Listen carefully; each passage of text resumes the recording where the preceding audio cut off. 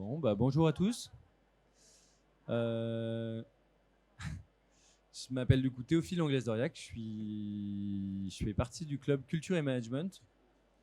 Et je suis entouré de quatre innovateurs, quatre start-upers, donc de Valentin Schmitt de Asmona, Bonjour. de Gwendoline de Smartify, Bonjour. Sophia d'Arena Metrics et Christian de Patrivia. Aujourd'hui, je viens vous présenter le prix Innovation Culture et Management. Donc déjà, je vais vous présenter rapidement le club Culture et Management, qui est un club, un réseau de professionnels et d'étudiants du secteur de la culture, qui regroupe 6 grandes écoles, donc HEC, ESSEC, ESCP, Audencia, EDEC, EM Lyon, INSEAD et Sciences Po Paris, et qui organise régulièrement des débats sur les grandes tendances du secteur. Là, dernièrement, on a fait un débat sur les programmes présidentiels sur la culture. L'objectif, c'est vraiment de faire vivre ce réseau-là, de décloisonner un maximum ces sujets-là. Donc, on fait intervenir à la fois des professionnels du secteur, mais aussi des chercheurs, des sociologues, des anthropologues, des gens d'autres secteurs qui peuvent être inspirants aussi pour le secteur de la culture. Donc, on essaie de décloisonner au maximum.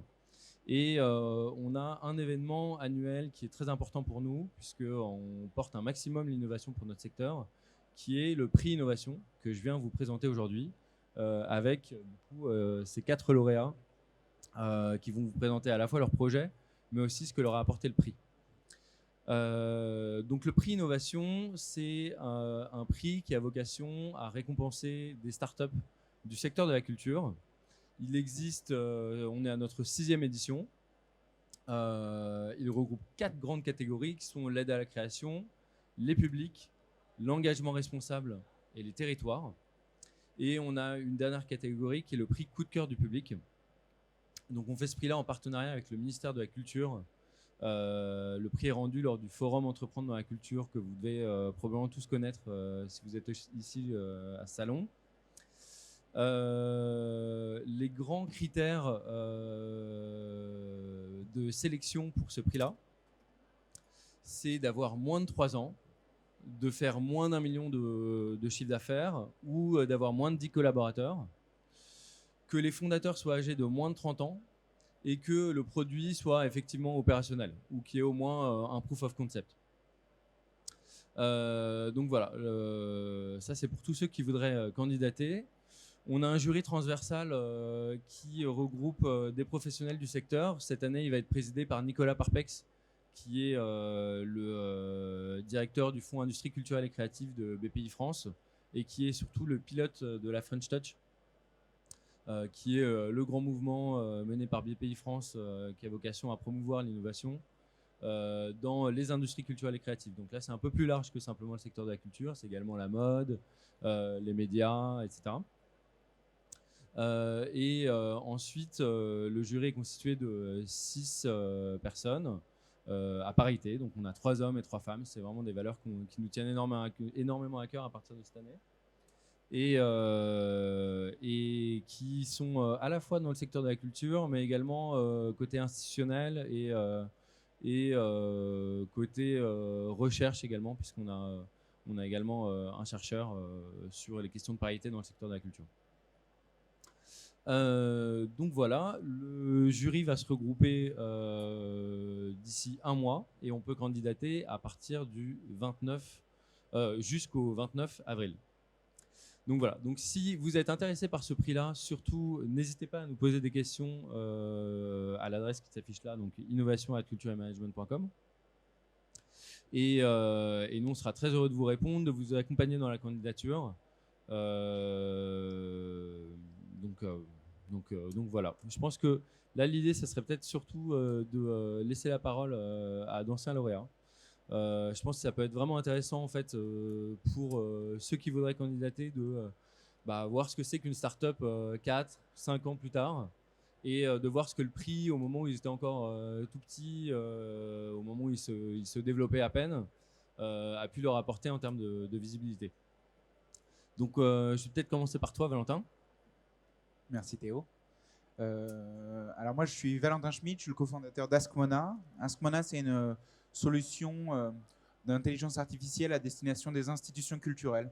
On crée principalement des chatbots, des robots conversationnels pour aider les visiteurs avant la visite à se renseigner, pendant la visite comme un dispositif de médiation et après la visite pour pouvoir prolonger en fait leur expérience. On a eu le prix, il me semble, en 2018, le prix du Club Culture et Management. Et ce prix-là, en fait, ça a été une énorme opportunité pour nous. En 2018, on a été 3 personnes, donc 2 cofondateurs et un développeur. Donc, on était vraiment aux prémices de notre projet. On n'avait pas forcément de relations dans le secteur. On connaissait personne au Club Culture et Management. On ne les avait jamais même rencontrés avant. Et on a postulé un peu comme ça sur et avec de la chance et puis pas mal de travail, on a réussi à remporter ce prix. Et ça nous a apporté plein de choses. Maintenant, avec un peu plus de 4 ans de recul, on est plus d'une vingtaine de personnes. On a effectué 2 jolies levées de fonds. On travaille avec bientôt une centaine d'institutions culturelles dans le monde. Et ça nous a permis de faire grossir la boîte de façon très opérationnelle. Le Club Culture Management a eu un impact en 2018 quand on l'a reçu, parce qu'on a été mis sur le devant de la scène, on a reçu un prix, ça nous a crédibilisé aux yeux des acteurs du système, ça nous a permis de rencontrer un certain nombre de prospects, de premiers clients, et puis il y a eu un impact, c'est assez marrant, sur le plus long terme, c'est-à-dire que l'année dernière, quand on a décidé de finaliser une deuxième levée de fonds, le président de l'époque du Club Culture et Management nous a présenté un de nos investisseurs qui a investi chez nous, qui a investi un montant significatif dans notre levée de fonds. Et donc même en 2021, le prix qu'on a reçu en 2018 a eu un impact. Donc pour vous dire, ça ne s'arrête pas au moment de la réception du prix, ça peut avoir un impact sur le long terme. Et c'est un prix qui a été vraiment structurant dans notre histoire. Ouais, parce qu'effectivement, je pense que c'est un point qu'il faut que je clarifie. Le prix est doté en réseau. Donc en fait, ce que le Club Culture et Management s'engage à faire pour les lauréats, c'est de leur présenter une personnalité de la culture de leur choix, quelle que soit cette personnalité-là. Ça peut être effectivement des investisseurs, des institutionnels, mais également des décideurs du secteur de la culture, donc des conservateurs, des directeurs marketing de musées, enfin, donc voilà, vraiment tout type de profil. Et nous, en fait, on mobilise tout le réseau Culture et Management, du coup, qui est assez large. On a à peu près 5 ou 6 000 membres au sein du club pour essayer de mettre en contact vraiment avec la bonne personne, le lauréat du prix. Et on se rend bien compte avec le témoignage de Valentin, mais on le verra également avec les autres, que en fait, en développement, dans ces phases-là, ces phases d'amorçage pour les startups, ça a énormément de valeur en fait, de rencontrer la bonne personne au tout début et en fait rentrer dans ce réseau-là. Donc voilà. Gwendoline, peut-être je te laisse présenter Smartify. Bonjour à tous. Je m'appelle Gwendoline, je suis la chef de produit de Smartify. On a gagné le prix dans la catégorie culture et patrimoine en 2017, si je ne dis pas de bêtises, juste après vous. Et à l'époque, on était 3 aussi. On était en incubateur, on travaillait avec quelques musées londoniens. Et c'était vraiment... Gagner ce prix-là, ça nous a permis de gagner en visibilité, ça nous a permis de rencontrer des institutions culturelles françaises. C'est là qu'on a commencé des conversations avec le Centre des Monuments Nationaux, c'est là qu'on a commencé des conversations avec le Louvre, avec différents réseaux aussi patrimoniaux en France. Et donc pour nous, c'était hyper important parce que Smartify, c'est une application qui vous permet de reconnaître les œuvres d'art pour découvrir leurs histoires, d'accéder aux audioguides, de faire des parcours de visite dans des musées ou dans des villes ou sur des sites patrimoniaux. Et donc, c'est une appli que vous pouvez utiliser. Aujourd'hui, on travaille avec plus de 300 institutions à travers le monde, de la National Gallery à Londres au Belvédère à Vienne, en passant par Singapour et Los Angeles. Et pour nous, c'était vraiment les premiers pas en France. Ça nous a permis de nous faire connaître en France, d'avoir un peu de presse aussi en France, et puis de commencer les conversations avec des institutions qui deviennent partenaires des années plus tard, parce que vous savez que c'est un rythme qui est évidemment intéressant. Donc très heureuse d'avoir reçu ce prix-là. Très heureuse aussi de revenir de temps en temps et de pouvoir discuter avec les anciens lauréats parce que c'est en fait un réseau qui est très précieux. On travaille tous dans le même secteur, on a tous des sujets qui sont hyper intéressants, donc c'est chouette de pouvoir en parler.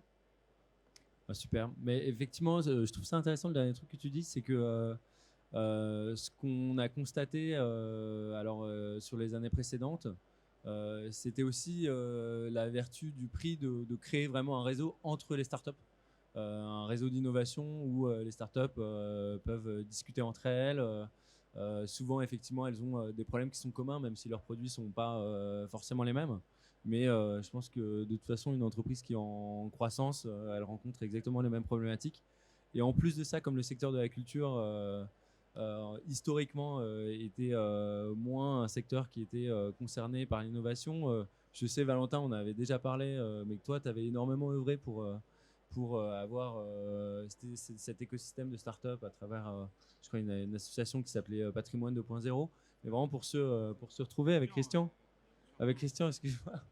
Mais pour se retrouver, pour discuter, pour savoir qu'est-ce que ça voulait dire l'innovation dans la culture. Je me souviens, on en avait parlé, mais effectivement, il y a 4-5 ans, et à ce moment-là, il y avait 5-6 startups, pas plus.